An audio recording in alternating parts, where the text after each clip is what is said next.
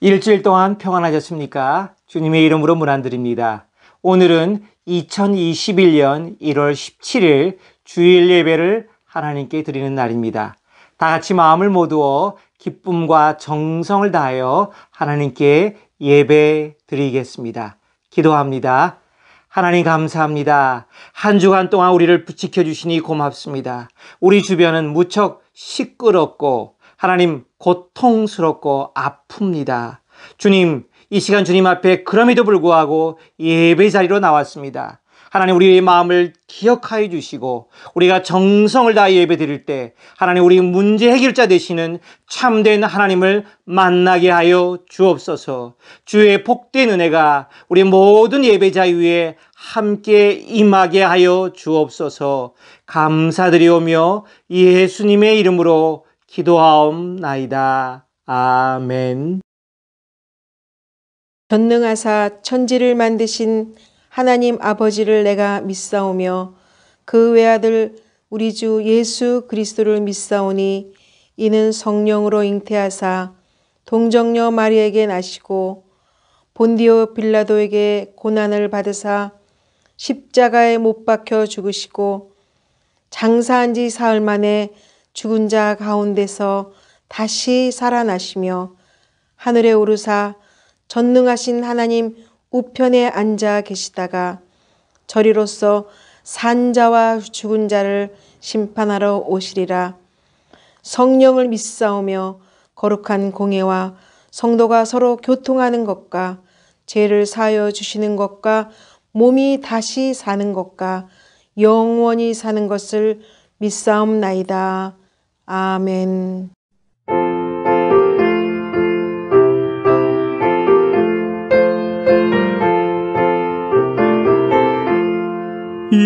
예수님은 누구신가?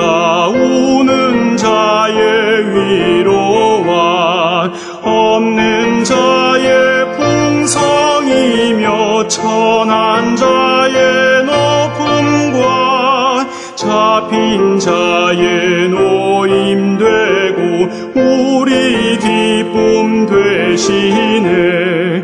예수님은 누구신가? 약한 자의 강함과 눈먼 자의 빛이시며 병든 자의 고침과 죽은 자의 부활되고 우리 생명 되시네.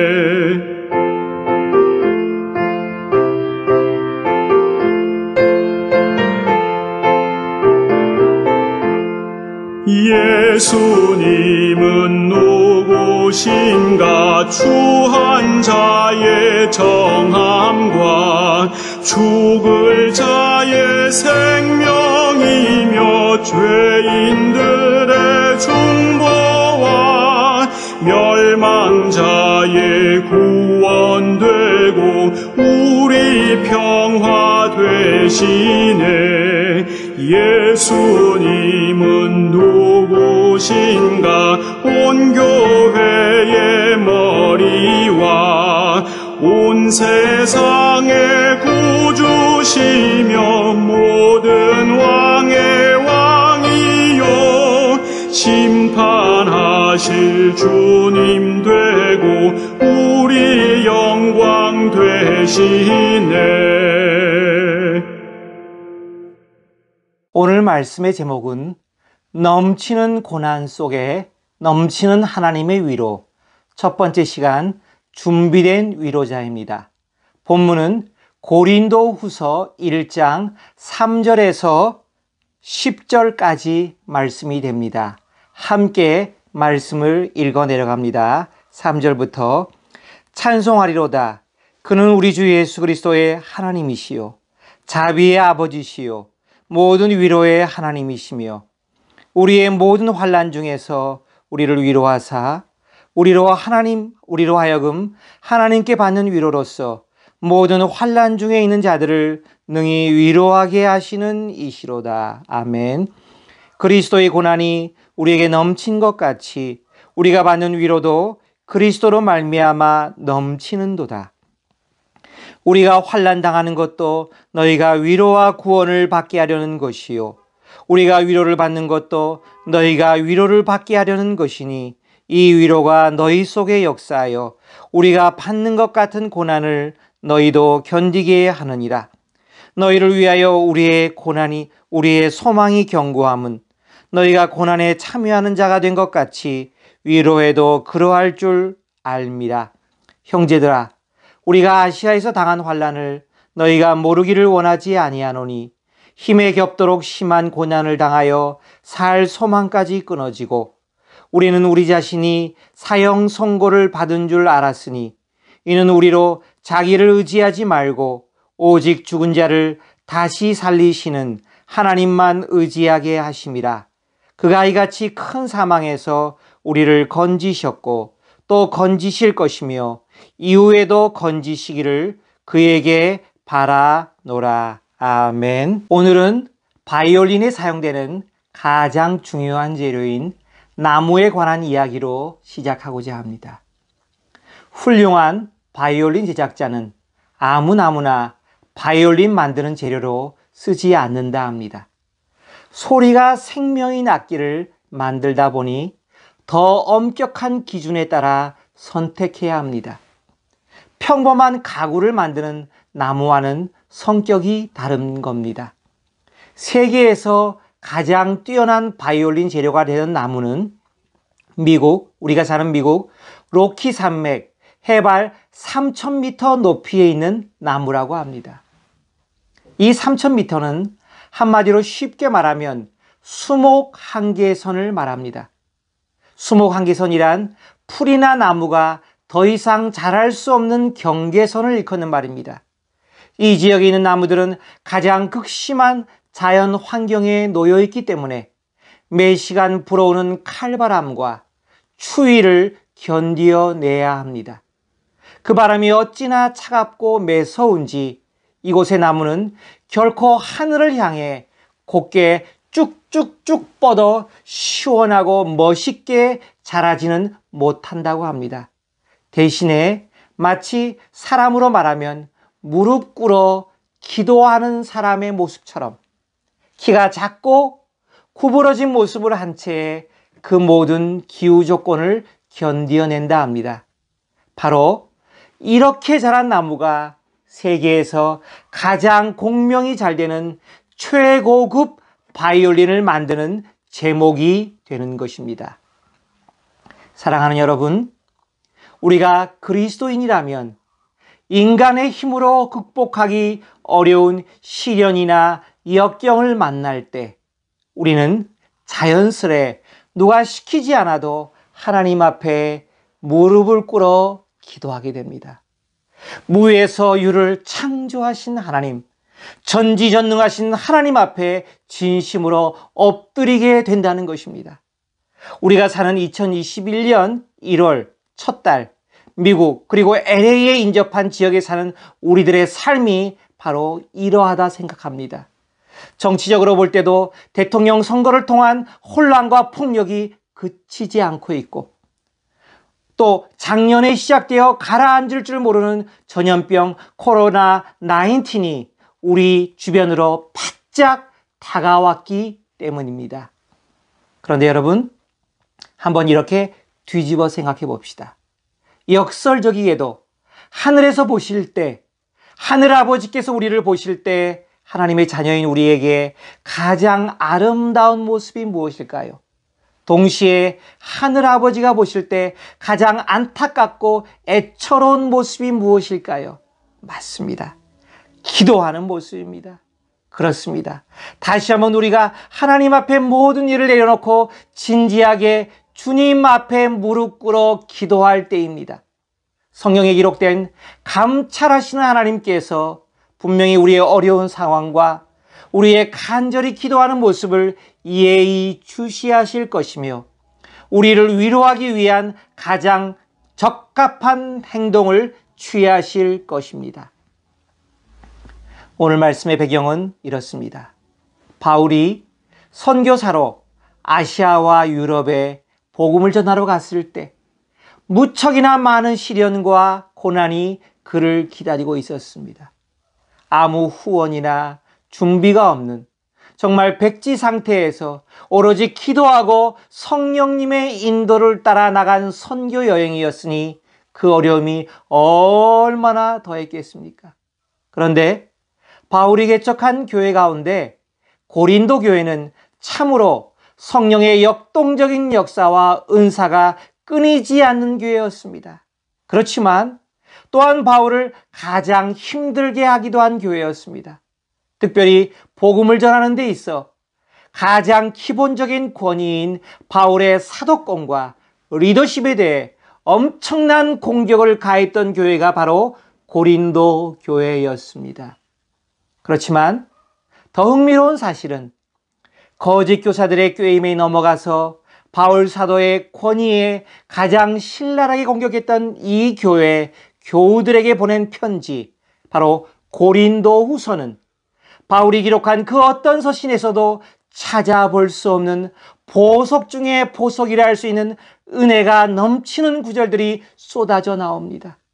복음 사역자가 선교 여행 중에 만날 수 있는 가장 고통스러운 상황 속에서 하나님은 얼마나 완전하게 복음 사역자를 위로하고 그를 통해 복음 전도자가 받는 축복 중에 축복인 복음의 향기 중에 가장 진한 향기를 토해내게 하셨는지 우리는 만나게 된다는 것입니다.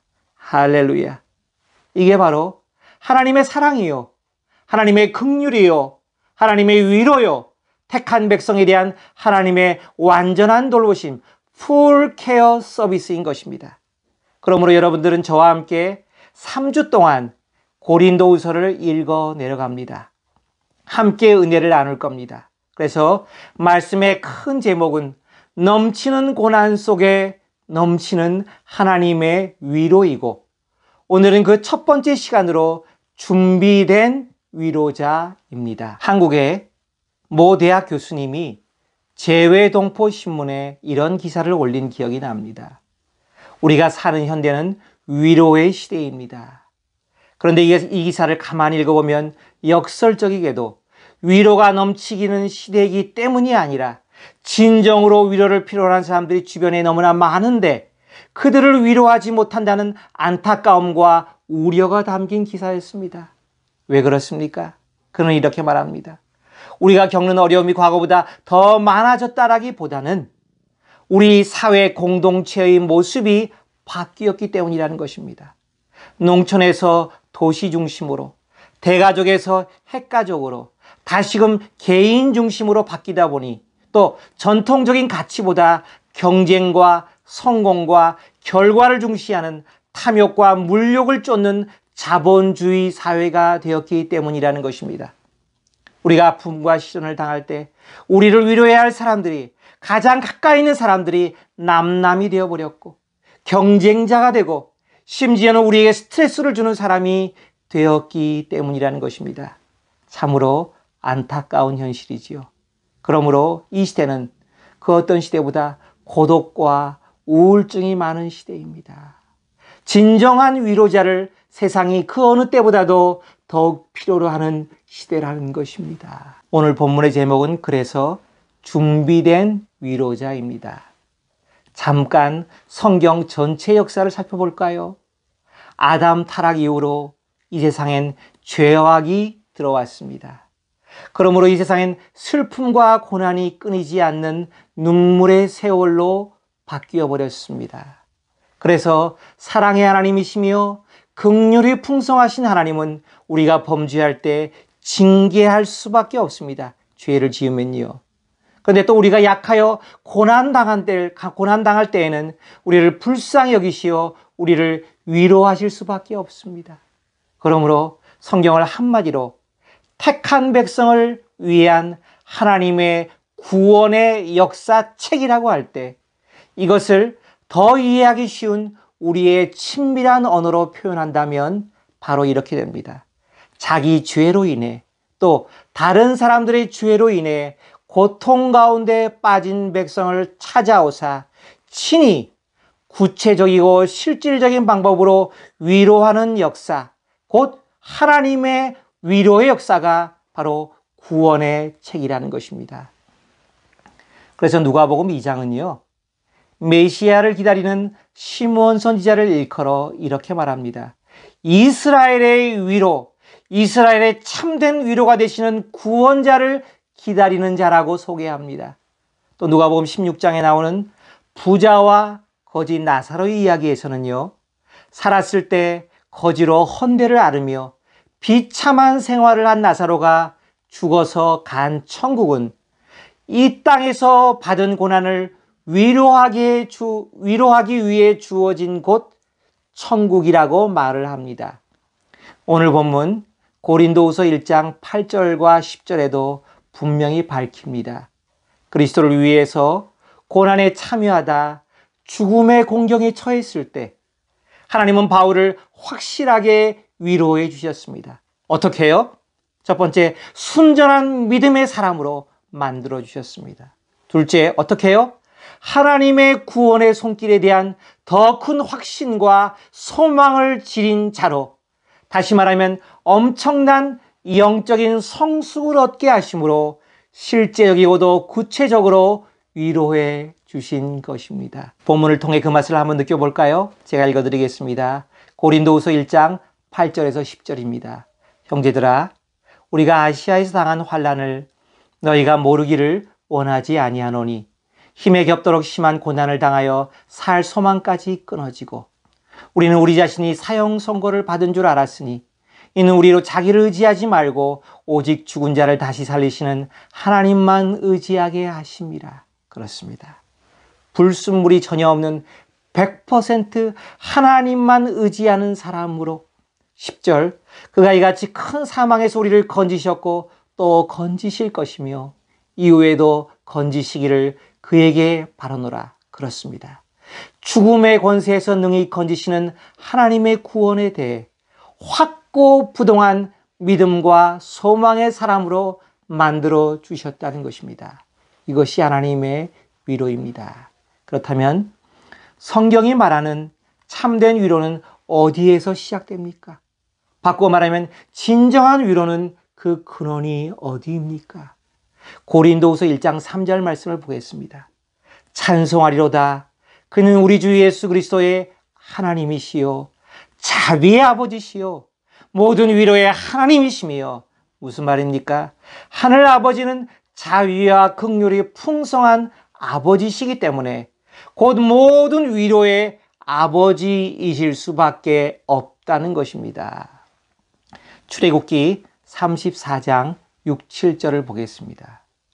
여호와께서 그의 앞으로 지나시며 선포하시되 여호와라 여호와라 자비롭고 은혜롭고 노하기를 더디하고 인자와 진실이 많은 하나님이라. 7절, 인자 자비를 천대까지 베풀며. 아멘. 우리가 잘 알듯이 구약 성경에 나오는 하나님은 벌써 그 옛날부터 자비와 긍휼의 하나님, 곧 헤세드의 하나님이셨다는 것입니다. 그런데 조금 더 들어가 볼까요? 하나님께서 자비와 긍휼이 풍성하신 하나님이심이 100% 진실이라면 택한 백성이 고통당할 때, 슬퍼하실 때 하나님의 즉각적인 반응은 어떠해야 합니까? 산상수훈 두 번째 복에 나오지요. 애통하는 자는 복이 있나니. 왜요? 긍휼과 자비의 아버지는 애통하는 자녀를 볼 때면 차마 그냥 지나칠 수 없어 반드시 그들이 위로를 받게 하신다는 것입니다. 제가 다시 묻겠습니다. 긍휼이 풍성한 아버지가 자식이 애통하는데 그냥 모른 척 하실까요? 절대로 그러실 수 없습니다. 겉과 속이 똑같은 100% 진실 그 자체, 사랑 그 자체이신 변함없는 그분의 성품 때문에 못 본 척, 모른 척 하실 수가 없다는 것입니다.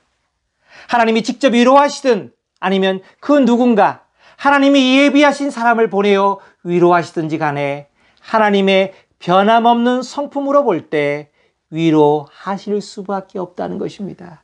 아멘. 그러므로 우리가 하나님의 이 한 가지 성품, 자비의 하나님만 바로 알고 있어도 우리는 그 어떤 환난이나 고난이 와도 두려워 떨지 않을 수 있습니다. 낙심 가운데 빠지지 않을 수 있습니다. 왜? 자비의 하나님은 위로의 하나님이시기 때문이라는 것입니다. 할렐루야. 그렇다면 하나님 이퀄 위로의 하나님이시라는 뜻을 성경의 언어인 헬라어로 한번 살펴보고자 합니다. 성경에서 위로하다라는 말은요, 파라칼레오, 파라는 옆이란 뜻이고 칼레오는 부르다란 뜻입니다. 그러므로 자기 곁으로 부르셔서 권면하고 위로한다는 뜻이 담겨 있습니다. 그런데 이 말의 어원과 예수님께서 보내주시겠다고 약속하신 성령님, 보혜사의 어원은 똑같다는 것입니다. 보혜사의 뜻은 파라클레토스, 위로하다는 말은 파라칼레오. 너무 비슷하죠? 너무 신기하지 않습니까? 우연의 일치일까요? 아닙니다. 또 장차 오실 메시아를 예언하는 이사야 7장 14절의 구절도 그 의미를 따져보면 위로의 하나님이라는 말과 정확하게 일치한다는 것입니다. 한번 들어보십시오. 요한복음 14장 16절 말씀. 내가 아버지께 구하겠으니 그가 또 다른 보혜사, 즉 곁에 있어 돕는 자, 위로하는 자를 너에게 주사 영원토록 너희와 함께 있게 하시리라. 보혜사 역할이 뭐라고요? 가장 가까이에서, 우리 가까이에서 영원토록 우리와 함께 계시는 데서 그 역할이 시작된다는 것입니다. 바로 이 파라클레시스, 위로 역할을 하는 사람이 파라클레토스, 보혜사인 것입니다. 마태복음 1장 23절을 볼까요? 보라, 처녀가 잉태하여 아들을 낳을 것이요 그의 이름은 임마누엘이라 하리라 하셨으니 이를 번역한즉 하나님이 우리와 함께 계시다 함이라. 아멘. 동정녀 마리아에게 태어나신 예수님은 바로 고난 가운데 슬픔과 고통을 당한 사람들을 위로하러 친히 이 땅에 내려오사 우리와 영원히 함께 하시는 임마누엘의 하나님이 되셨다는 뜻입니다. 그러므로 성령의 역사로 인해 그리스도를 구주로 고백한 우리들의 삶이 얼마나 복된 삶인지 다시 한번 확인해 보아야 합니다. 제가 유치한 질문을 한 가지 하겠습니다. 여러분을 가장 가까이에서 도우시는 성령님과 예수님은 지금 어디에 계십니까? 예, 맞습니다. 우리는 성령님의 역사를 통해 믿음으로 예수님을 구주로 내 마음에 모셨습니다. 아멘. 우리가 그분을 사모하고 그분을 추구하고 찾고 그분의 말씀 안에 거할 때, 그분과 매일 동행할 때 믿음을 통해 내 안에 살아 계십니다. 그렇다면 우리 모두는 이미 하나님의 위로, 다른 말로 하면 위로의 하나님을 만날 준비가 다 되었다는 것입니다. 아멘. 그렇습니다. 여러분 가장 가까이 계신 위로자를 날마다 만나시기를 바랍니다. 우리말 속담에 우는 아이 젖 준다라는 말이 있습니다. 어린아이는요, 자기 의사 표현을 제대로 못합니다. 그 아이가 할 수 있는 최고의 표현은 그냥 우는 겁니다. 으앙! 그렇습니다. 기도하면 엄마는 배고픈 줄 알아채고 알아서 젖을 물리듯이 어린아이라도 울어야 그 부모가 구체적으로 필요를 알고 도움을 베푼다는 뜻입니다. 영적인 원리에도 정확하게 적용이 됩니다. 그래서 이 세상에 살면서 과연 누가 하나님의 그 구체적인 위로를 실제적으로 경험하는 사람이 됩니까? 오늘 본문을 통해서 한번 그 답을 찾아보시기 원합니다. 고린도후서 1장 8절에서 9절 말씀입니다. 형제들아, 우리가 아시아에서 당한 환난을 너희가 모르기를 원하지 아니하노니. 바울이 왜 아시아에서 환난을 당했습니까? 맞습니다. 그리스도의 복음을 전하라는 성령의 인도하심에 순종하여 나갔기 때문입니다. 힘에 겹도록 심한 고난을 당하여 살 소망까지 끊어지고 9절 우리는 우리 자신이 사형 선고를 받은 줄 알았으니 그 고난이 어느 정도로 심했습니까? 살고자 하는 인간의 가장 기본적인 소망을 버려야 하는 지경, 사형 선고를 받은 것 같은 극심한 고난을 당했습니다. 이는 우리로 자기를 의지하지 말고 오직 죽은 자를 다시 살리시는 하나님만 의지하게 하십니다. 그래서 바울은 이때 극단적인 고난의 상황에서 어떻게 처신했습니까? 낙심했습니까? 아니죠. 하나님이 이제는 나를 사랑하지 않으신다고 오해했습니까? 아니지요. 하나님의 그 풍성하신 긍휼의 성품에 의지하여 죽은 자까지도 능히 살리실 수 있는 하나님께만 간절히 매달려 기도했다는 뜻이 감추어져 있습니다. 그래서 어떻게 됐나요? 그 정답이 오늘 본문 5절에 정확하게 요약되어 나옵니다. 고린도후서 1장 5절 말씀 들어보십시오. 그리스도의 고난이 우리에게 넘친 것 같이 우리가 받는 위로도 그리스도로 말미암아 넘치는도다. 아멘. 바로 오늘 본문 전체의 제목이 나오는 본문입니다. 돈 주고도 살 수 없는 가장 귀중하고도 가장 확실한 영적 진리를 실제 받은 고난을 통해 발견하게 된 겁니다. 우리가 그리스도를 위하여 고난을 받게 되면 물론 성도가 고난을 당할 때 엎드려 기도하는 것은 당연한 것이지만 하나님의 사랑과 긍휼을 의심하지 않고 더 간절히 그분께 기도할 때 하나님께서는 그 아름다운 인격을 따라 우리에게 고난을 능히 이기고도 남는 하나님의 위로를 베풀어 주십니다. 아멘. 할렐루야. 그러므로 우리가 견디기 힘든 고난을 받을 때 우리를 도우시는 하나님의 위로의 역사도 넘쳐난다는 것이 진리의 말씀인 성경이 오늘 우리에게 권면하는 사실이라는 것입니다. 이제 말씀을 마치고자 합니다. 하나님이 보실 때 누가 준비된 위로자입니까? 로마서 12장에 보면 그리스도 안에 한 몸인 지체들에게 주신 은사가 다 다른데 그 가운데 위로의 은사가 나옵니다. 위로의 은사는 분명히 공동체를 섬기라고 주시는 하나님의 은사 중에 하나입니다. 맞습니다. 아멘. 우리는 오늘날 고통당하는 교회와 사회를 섬기기 위해 또 나를 위해 위로의 은사를 달라고 간절히 기도해야 합니다. 그런데 또 오늘 본문의 말씀이 증언하는 중요한 진리도 우리는 반드시 기억해야 합니다. 고린도후서 1장 4절 말씀입니다. 우리의 모든 환난 중에서 우리를 위로하사. 그렇습니다. 하나님은 우리가 당하는 모든 고난, 그 어떤 역경과 시련까지도 모두 위로하실 수 있는 분이고 하시는 분이십니다. 이 사실을 의심 없이 믿음으로 받으시기 바랍니다. 아멘. 우리로 하여금 하나님께 받는 위로로서 모든 환난 중에 있는 자들을 능히 위로하게 하시는 이시로다. 아멘. 하나님의 사랑은 언제나 내리사랑입니다. 부모가 자식을 위해 희생하고 헌신하여 사랑하던 말입니다. 그러므로 우리가 하나님으로부터 고난에 합당한 위로를 받았다면 우리는 우리에게서 나온 불완전한 위로가 아니라 하나님이 주신 바로 그 위로를 가지고 어떤 환난에 있는 자라도 다른 이웃들을 능히 위로할 수 있는 유능한 위로자, 준비된 위로자가 된다는 뜻입니다. 이제 결론을 말씀드립니다. 그러므로 그리스도를 위해 고난받은 사람은 또 다른 성숙한 사람이 됩니다. 어떤 성숙한 사람이요?